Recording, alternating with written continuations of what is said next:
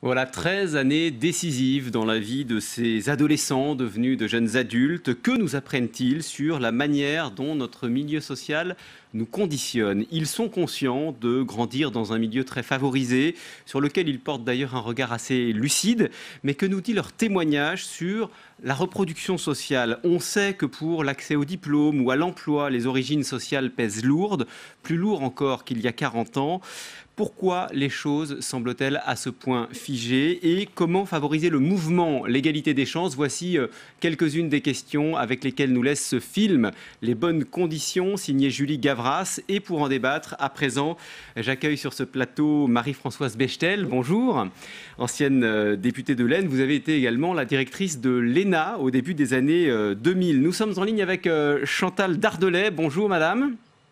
Bonjour. Directrice du pôle égalité des chances à l'ESSEC, une grande école de commerce.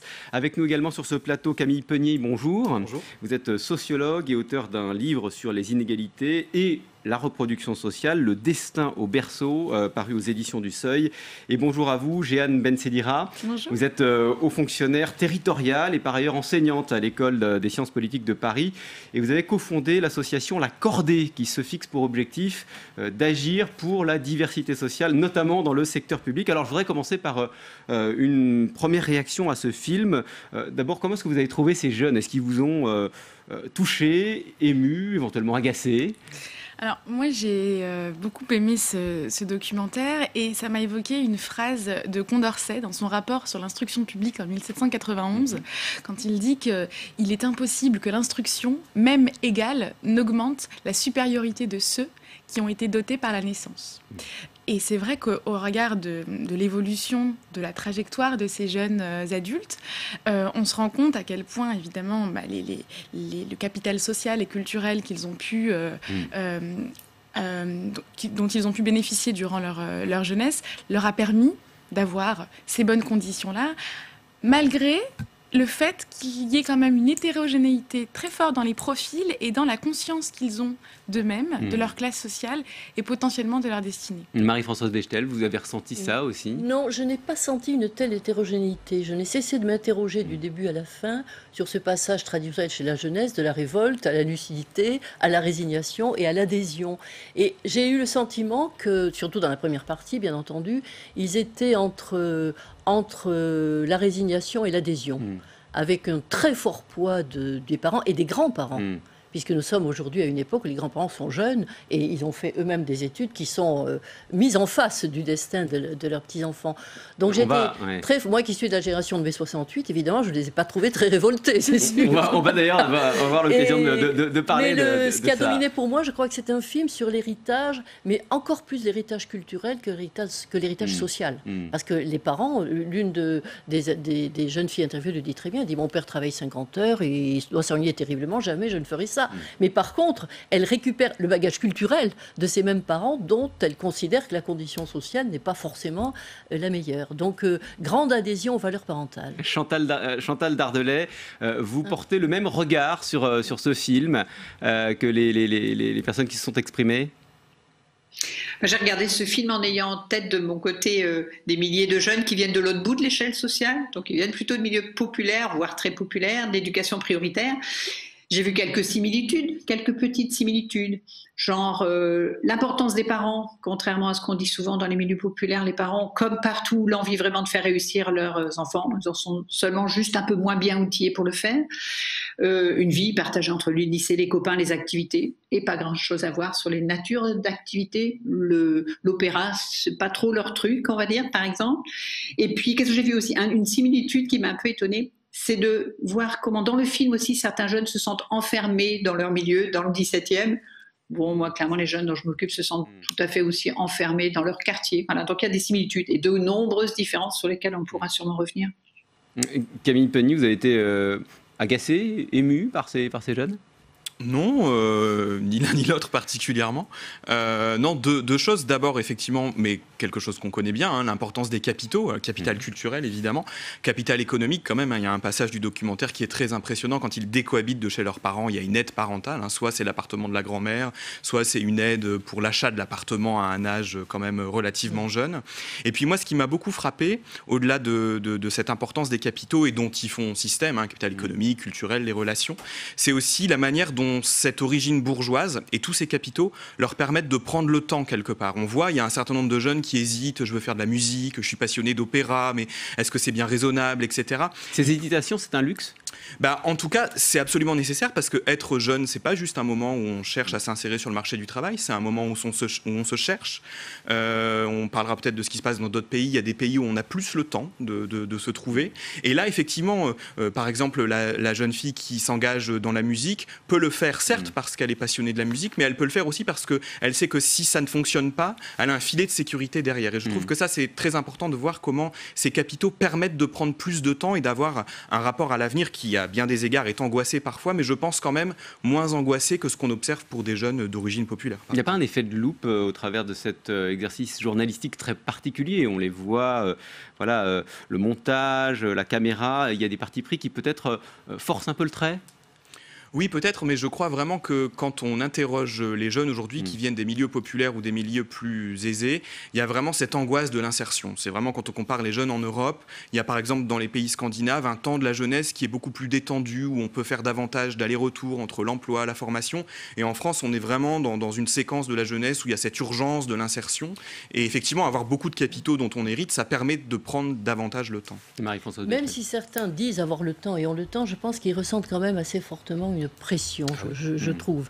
Pas une oppression. On va en parler dans quelques secondes. J'étais intéressé parce que vous aviez relevé, Jeanne Bensedira, le titre du film, Les bonnes conditions. Vous trouvez que c'est un bon titre ? Exactement. Je pense que c'est un titre particulièrement évocateur parce qu'effectivement, ils ont les bonnes conditions, ils sont nés dans la bonne condition, ils ont les bonnes conditions pour réussir.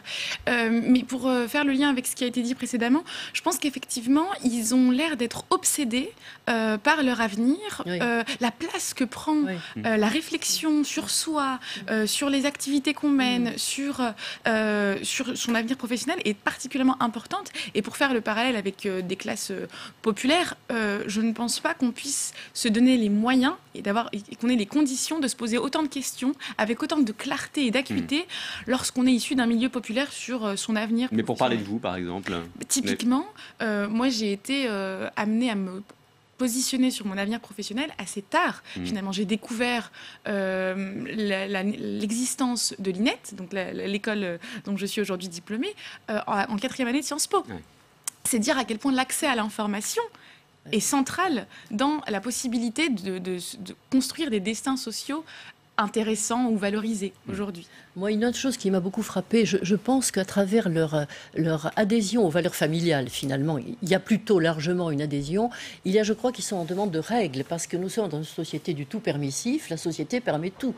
Encore une fois, nous, 68 ans, nous nous révoltions contre une société que nous estimions oppressive. Maintenant, plus rien n'oppresse personne. On peut faire absolument ce qu'on veut, quand on veut, comme on veut. Et en plus, ils ont l'argent pour le faire. Et je crois que leur adhésion aux valeurs parentales, c'est parce qu'ils ont besoin de ce cadre. D'ailleurs, il y en a un ou une qui le dit très clairement. Elle dit, oui, ce sont des valeurs bourgeoises, ce sont tout à fait les miennes, et j'y adhère totalement. Et je me suis dit, pour qu'un jeune de 18 ans dise ça, qu'est-ce qu'il cherche ? Et je pense que derrière ça, il cherchait un encadrement, des règles, qu'on ne trouve plus dans la société. On va se demander ensemble s'ils ne sont pas piégés dans leur milieu social, comme d'autres d'ailleurs peuvent, dans d'autres milieux, se sentir piégés. Avant cela, les bonnes conditions, notre milieu nous conditionne, et vous avez évoqué cette jeune fille qui veut se lancer dans la musique. Vous allez voir comment elle en parle. C'est un extrait qui est assez éloquent. Quand il y a des réunions de famille, c'est « Alors Marie, qu'est-ce que tu veux faire plus tard ?» Et alors ma mère qui fait « Ah, la musique et tout ». Et on m'explique « Oui, tu sais, c'est très dur, et celui qui parle, c'est un avocat, un médecin. Bon. Alors forcément, je suis un peu regardée comme je sais pas, c'est bizarre, quoi, de haut, par ma famille. Pas tous, mais c'est vrai que du côté de ma mère, ils sont très bourgeois, vraiment très trop d'ailleurs. Bon, en même temps, je suis contente d'avoir une famille bourge parce que ça m'apprend la vie. Je sais que plus tard, je saurais bien me tenir quand j'irai chez des gens. Mais c'est vrai qu'ils ont un peu du mal à accepter le fait que déjà je sorte avec quelqu'un qui est musicien, qui joue dans le métro. et qui gagne super bien sa vie d'ailleurs, quoi. Il doit gagner l'équivalent de 10 000 francs par mois, quoi. Il gagne, je sais qu'il va dans le métro le matin, il ressort avec 100 € pour la journée, enfin... Et contrairement à ce qu'on pourrait penser, en fait, aux Roumains qui sont là, tout tristes et tout, et lui, il arrive avec sa guitare. C'est comme ça que je l'ai vu dans le métro, quoi. Je voudrais revenir sur ce qu'elle dit au tout début. Elle parle assez bien de la pression sociale, la pression du milieu familial. Elle veut être musicienne et puis on lui dit non, mais c'est pas sérieux. Oui, oui, bien sûr, mais en fait, ce sont des jeunes intelligents, donc ils ont une capacité de distance sur leur milieu, sur leurs aspirations, sur ce que la famille projette sur eux. Mais ce qui est très impressionnant chez les jeunes d'origine très favorisée comme ça, c'est comment quand même l'éducation et la socialisation les préparent à leur tour à endosser cette position assurée dans la société. Donc on peut mêler à la fois une certaine distance, la famille de ma mère est bourgeoise, d'ailleurs trop bourgeoise, etc. Et je vois bien que par rapport à ma sœur, par rapport à mon copain, etc. Mais quand même, cette assurance que on a toutes les cartes en main pour reproduire cette situation. Et je précise d'ailleurs que la réalisatrice, Julie Gavras, est elle-même issue de ce milieu qu'elle a filmé, parce qu'elle est la fille de Costa Gavras et de la productrice Michel Ray Gavras. Elle est passée d'ailleurs par ce lycée Victor Duruy. Donc voilà, elle est elle-même lucide et ce n'est pas pour rien qu'elle a engagé ce travail. Vous vouliez dire quelque chose ? Non, comme vous le disiez, ils endossent. Finalement, au total, ils endossent. Même la jeune fille qui est un peu plus contestataire sur le contenu de ce qu'on veut lui faire faire, elle n'est pas contestataire sur le cadre d'ensemble dans lequel elle vit.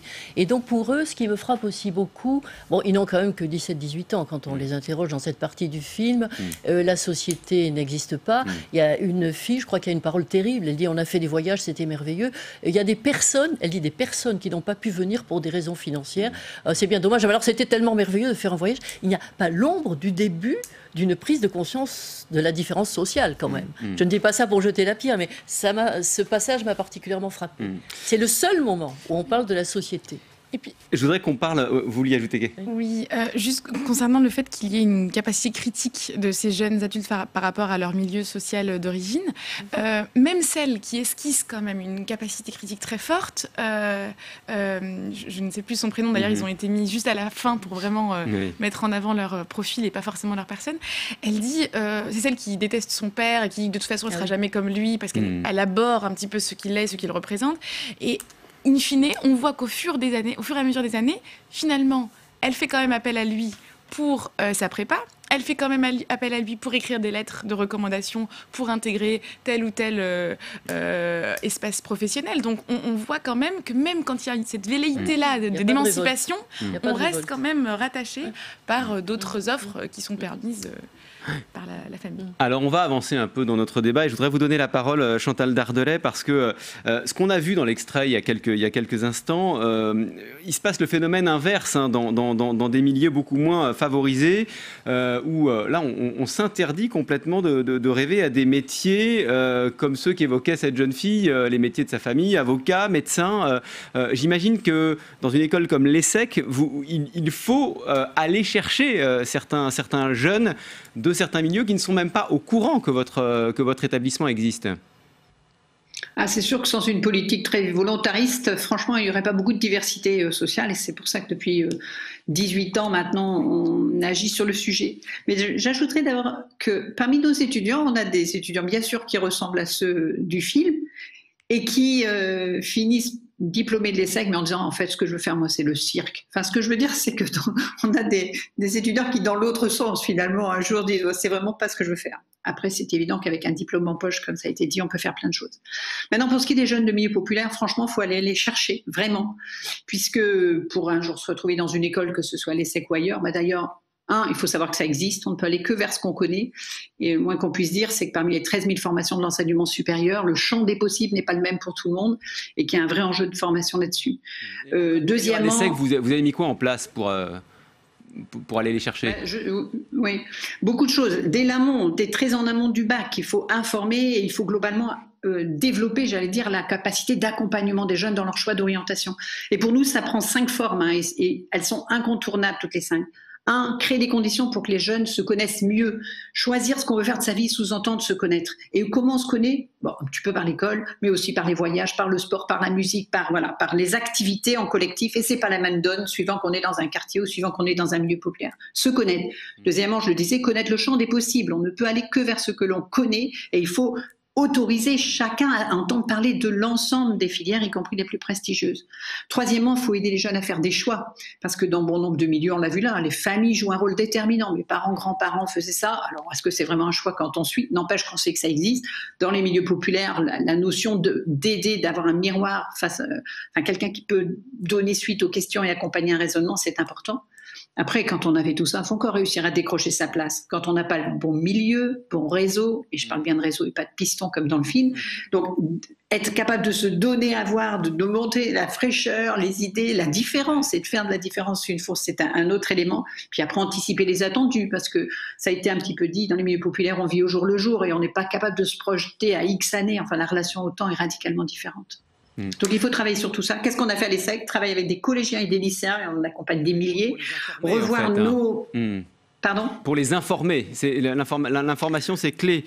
C'est plus que de l'information, c'est de la confiance en soi qu'il faut travailler, c'est l'esprit critique, c'est lutter contre tout ce qui pourrait relever du syndrome de l'imposteur. Leur dire, mais vous aussi, vous pouvez dire haut et fort que la diversité est une force et qu'on a besoin d'avoir des élites beaucoup plus diverses qu'aujourd'hui. Moi, je pense que c'est la seule façon de relever les défis sociaux et environnementaux qui nous attendent, c'est d'avoir des personnes qui décident et qui sont issues d'expériences de vie, de milieux beaucoup plus variés. Il faut le leur dire pour qu'ils s'autorisent à tenter ces écoles, qui bossent comme tout le monde pour y arriver. Et voilà. Puis je pense aussi qu'il faut se reposer la question de savoir de quelles élites on a besoin, parce que peut-être qu'il faut aussi faire évoluer un certain nombre de conditions. Quand on se pose cette question-là, on se pose la question de la manière de recruter. Et là-dessus, Camille Penny, il y a différentes stratégies qui sont mises en place. Il peut y avoir des filières parallèles. Il peut y avoir aussi, c'est un petit peu ce que nous décrivait à l'instant Chantal Dardelais, la volonté d'aller très tôt chercher des jeunes à fort potentiel et leur dire ça existe,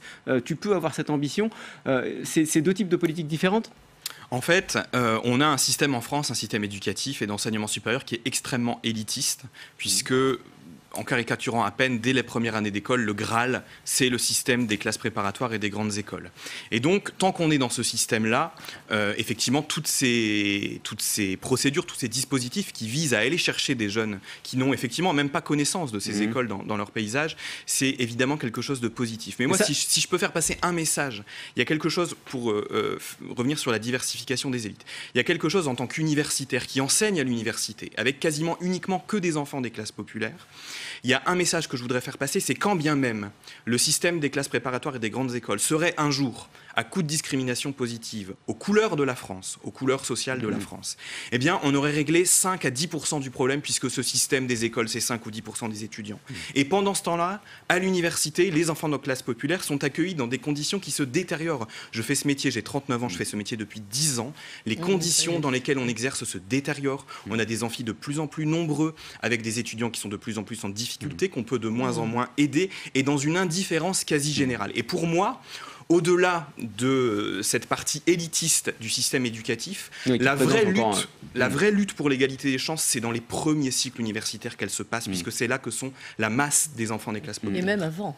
Et même avant, évidemment. Jeanne Ben-Sedira, vous avez, vous, personnellement, vécu un programme de ce type-là ? Oui, bien sûr. Moi, j'ai fait partie de la classe préparatoire intégrée à l'égalité des chances de l'ENA, qui a été parmi les premières à instiguer ce type de dispositif. J'ai un regard nuancé sur ce type de dispositif. Je pense qu'ils sont très importants parce qu'ils permettent justement des sauts comment dirais-je, ils permettent à certains élèves de connaître d'une part ces dispositifs-là, ces écoles-là, et surtout d'être accompagnés de la meilleure des façons. En revanche, je pense qu'ils doivent être absolument démultipliés si on veut construire une élite, même si je n'aime pas trop ce mot, qui ressemble à la société qu'elle sert, d'une part. Mais je rejoins complètement l'analyse de M. Penny. Je pense que nous, et le but de notre association, c'est cela, c'est réussir à faire en sorte qu'il n'y ait pas qu'une lutte contre les inégalités liées aux élites, au système élitiste français, mais bien une lutte contre les inégalités globales. Et ça commence vraiment dès le plus jeune âge. On sait tous que le développement cognitif des enfants se joue à l'âge de 5 ans. Donc, les dispositifs comme les dédoublements des classes élémentaires... Emmanuel Macron, au 14 juillet, quand on lui parle inégalité sociale, il dit « regardez, moi je fais le dédoublement des classes ». Alors, ça, participe. Mais c'est du très très long terme, pardon, mais c'est pour la génération... Bien sûr, mais ça doit être combiné évidemment avec d'autres dispositifs, comme les dispositifs de formation continue, les dispositifs de seconde chance. Ne pas faire en sorte que la société fige à 20 ans ou 25 ans le destin social d'individus qui, au final, peuvent avoir des rencontres, qui peuvent complètement changer une vie. Pardon, mais vous êtes la preuve vivante que les dispositifs que vous critiquez fonctionnent quand même. Ah non, mais alors,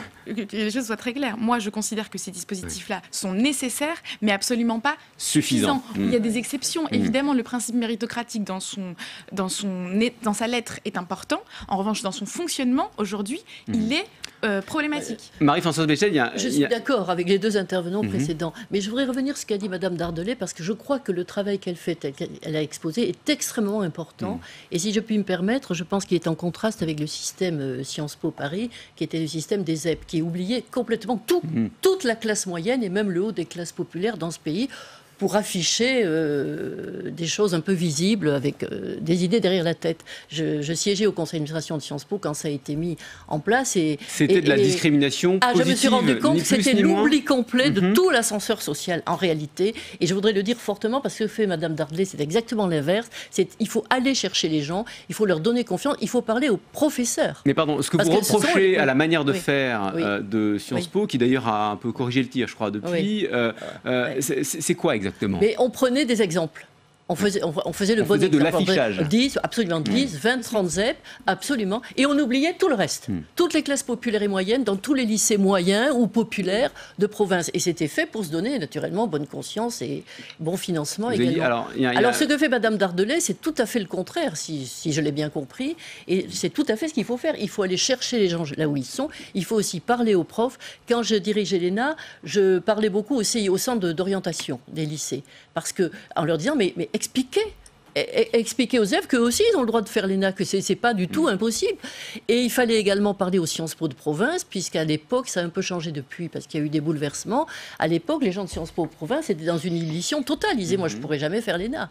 Donc, il faut parler, il faut que la corde, puisqu'on parle de cordée, il faut que la corde soit continue et qu'on n'ait pas des petites coupures comme ça, un peu visibles sur les écrans. Vous avez prononcé 3 fois le mot province, certains disent région, notre Premier ministre dit territoire.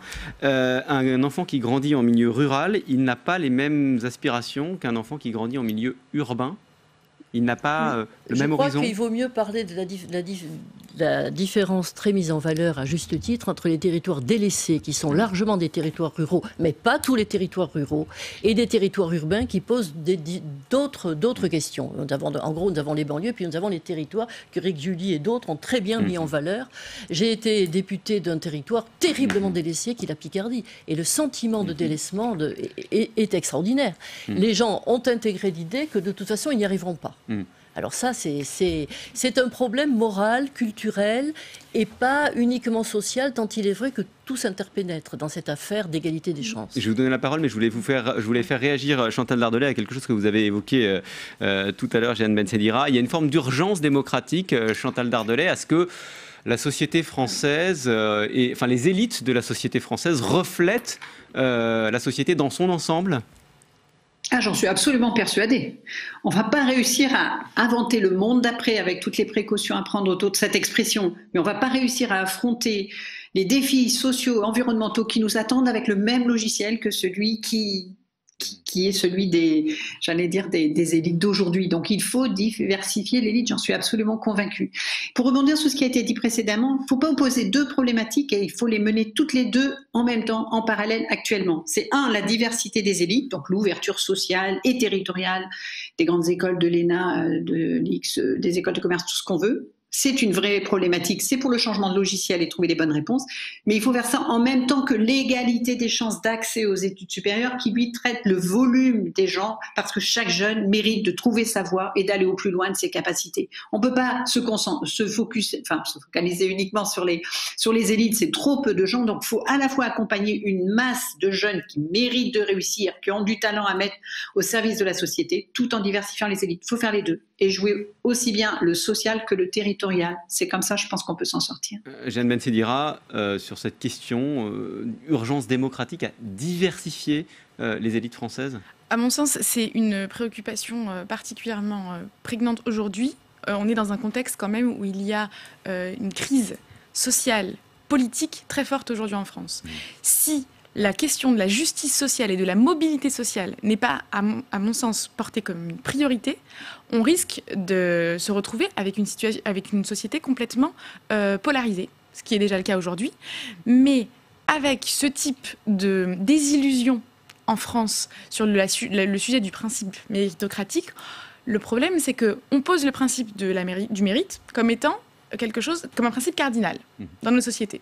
Or, même quand on joue le jeu, finalement, on se rend compte que toutes les portes ne nous sont pas ouvertes. Donc nous, ce qu'on promeut au sein de l'Accordé, et de façon plus générale, c'est de se dire, certes, et je suis tout à fait d'accord avec Chantal Dardelais, à un moment donné, il faut agir sur les dispositifs d'égalité des chances, mais il faut aussi former ceux qui sont décideurs des futures élites. Typiquement, les jurys de concours. On considère que les jurys de concours doivent être absolument formés, d'une part, sur leur sensibilité qu'ils peuvent avoir à la discrimination.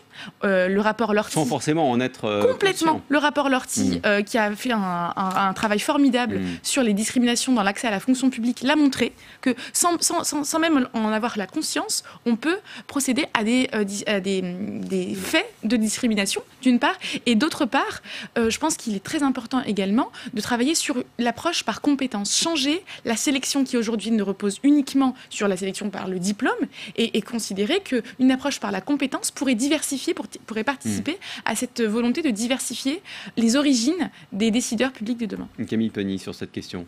Oui, en fait, si on veut, là encore, c'est intéressant de regarder ce qui se passe ailleurs en Europe. Quand on compare avec les données de l'OCDE, on s'aperçoit que notre système éducatif, c'est les fameuses enquêtes PISA dont on parle tout le temps. On peut les discuter. Moi, oui. je suis de ceux qui les discutent. Alors, on les discutera juste après. Mais juste ce paradoxe-là, on est un des pays, en tout cas, ça c'est sûr, dans lequel l'origine sociale pèse le plus sur les résultats scolaires. Et on n'a pas progressé, loin de là. Non. Et d'autre part, on est le pays dans lequel le diplôme qu'on obtient à l'issue de notre formation initiale pèse le plus, pas simplement sur le premier job, le premier salaire, etc., mais sur l'ensemble de la carrière. Un exemple que je donne souvent à mes étudiants, un philosophe français qui nous a quittés récemment, quand il publiait une tribune dans Le Monde, à 80 ans, c'était son nom, ancien élève de l'école normale supérieure. Voilà le mal français.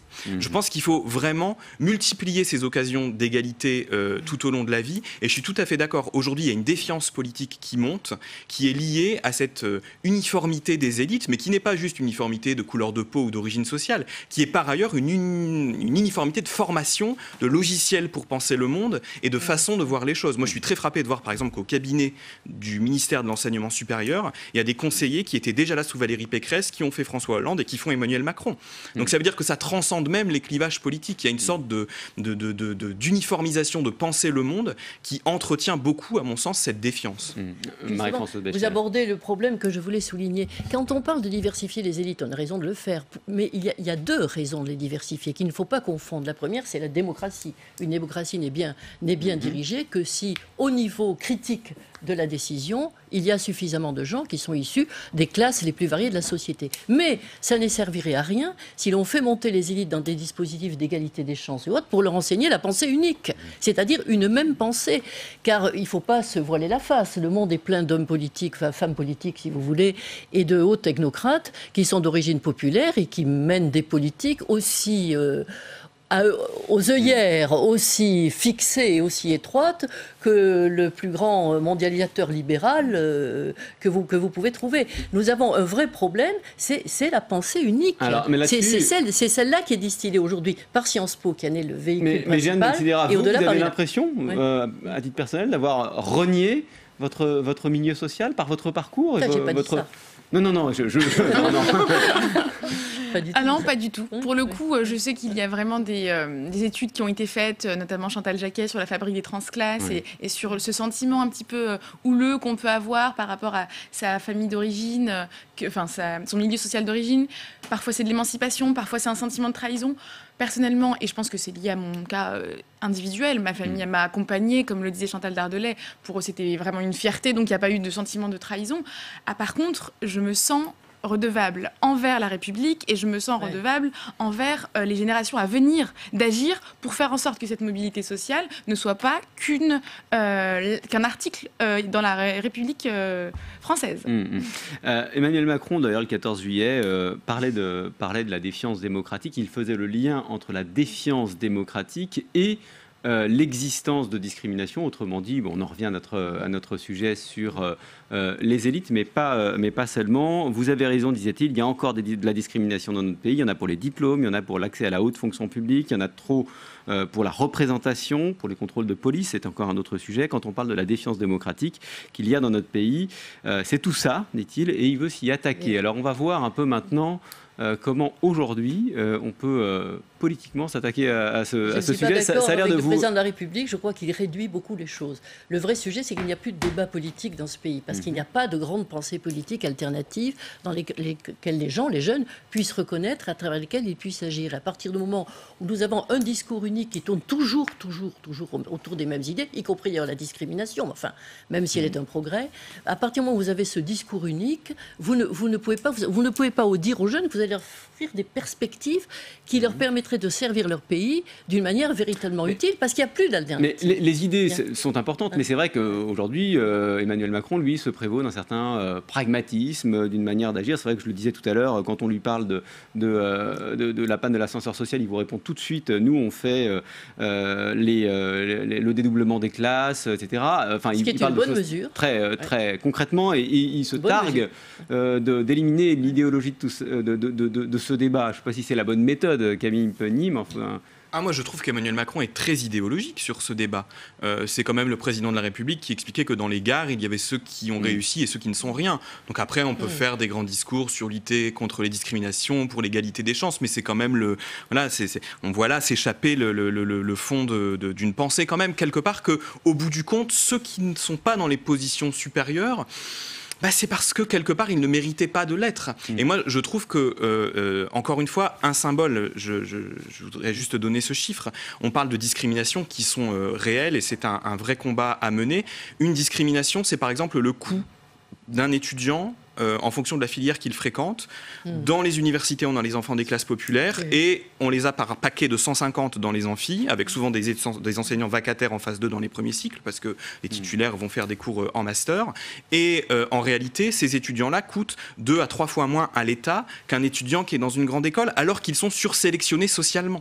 Et donc là, il y a quelque chose qui est inacceptable, en fait, et qui, tant qu'on ne s'attaque pas à ce fondement-là des inégalités, à mon sens, tout le reste du discours, justement. Mais ce blocage dans les têtes, en fait, qu'on décrit depuis tout à l'heure, vous l'avez vécu, y compris dans vos fonctions professionnelles ? C'est-à-dire ce blocage. On décrit depuis tout à l'heure le fait que tout ce qui... il faut commencer par s'attaquer à nos modes de représentation. Et quand bien même vous auriez les meilleurs diplômes, parce que vous avez vos telles origines sociales, on vous renvoie souvent à vos origines sociales. Il y a un décalage. Moi, je ne pense pas que le combat doive vraiment aller là-dessus, parce on est dans une société qui fonctionne sur la diplomation et sur l'étiquette. Donc, à partir du moment où on présente le bon diplôme, il n'y a pas de sujet sur son origine sociale. Enfin, on peut avoir après des représentations personnelles ou en tout cas des expériences singulières, mais en tout cas, je pense qu'à l'échelle générale, c'est pas un sujet. En revanche, là où je voulais rebondir sur ce qu'a dit Monsieur Penny, c'est que il faut aujourd'hui qu'on réussisse à faire en sorte que le discours sur la méritocratie, le discours de M. Macron, puisse avoir une réalité concrète. Donner le plus à ceux qui ont le moins et pas faire l'inverse. Donc, doter les territoires les plus esseulés, les plus reculés, des meilleurs professeurs. Moi, le dispositif dont je suis issue d'égalité des chances à l'ENA, pourquoi il a bien fonctionné jusqu'à présent, on a 10 ans de recul, parce qu'on a eu les meilleurs praticiens qui sont sortis de l'ENA pour nous dispenser des cours qui nous ont préparés au plus grand concours. Aujourd'hui, dans les facultés ou dans d'autres lycées, on a besoin d'envoyer les meilleurs professeurs. Et c'est là qu'on pourra inverser un petit peu la donne. Donc, nous dire qu'aujourd'hui, tout est fait pour faire en sorte que la lutte contre les inégalités sociales soit une réalité, je pense qu'on a encore beaucoup de dispositifs à développer. D'un mot pour terminer, Chantal Dardelais, parce que notre émission touche à sa fin, vous entendez ce que disait Camille Penny sur le fait que il faut privilégier les universités plutôt que les grandes écoles dont les étudiants sont en tout cas en moyenne, déjà plus privilégiés que les autres. Enfin, juste, sinon, plutôt que privilégier, en tout cas, déjà, dans un premier temps, donner les mêmes moyens. Donner les mêmes moyens. Oui. Non, mais dans la mesure où tout le monde ne va pas dans les grandes écoles et qu'on a besoin d'une grande diversité de profils, où il faut que toutes les formations, j'allais dire, portent leurs fruits. Je dis juste au passage que, par rapport aux contribuables, l'université coûte quand même plus cher que mon école. Je dis ça comme ça, puisqu'elle n'est pas financée par l'État et par l'impôt. Donc c'est une parenthèse. Mais bon. Il faut comparer par nombre d'étudiants. Il faut comparer le nombre d'étudiants. Ce sera pas l'objet de notre débat, évidemment, parce que ça nous emmènerait encore plus loin. Mais en tout cas, c'est une des parties du sujet. En tout cas, merci beaucoup de nous avoir éclairé sur ce sujet. Il y aura encore beaucoup de choses à dire sur ces sujets. Je renvoie à votre livre, Camille Penny, je l'évoquais tout à l'heure, Le destin au berceau, inégalité et reproduction sociale. C'est paru aux éditions du Seuil. Vous évoquiez le terme transclasse tout à l'heure. Je signale ce livre de Chantal Jacquet aux Presses universitaires de France, Les transclasses ou la non-reproduction. Encore un grand merci. Merci à vous de nous avoir suivis et à très bientôt sur Public Sénat.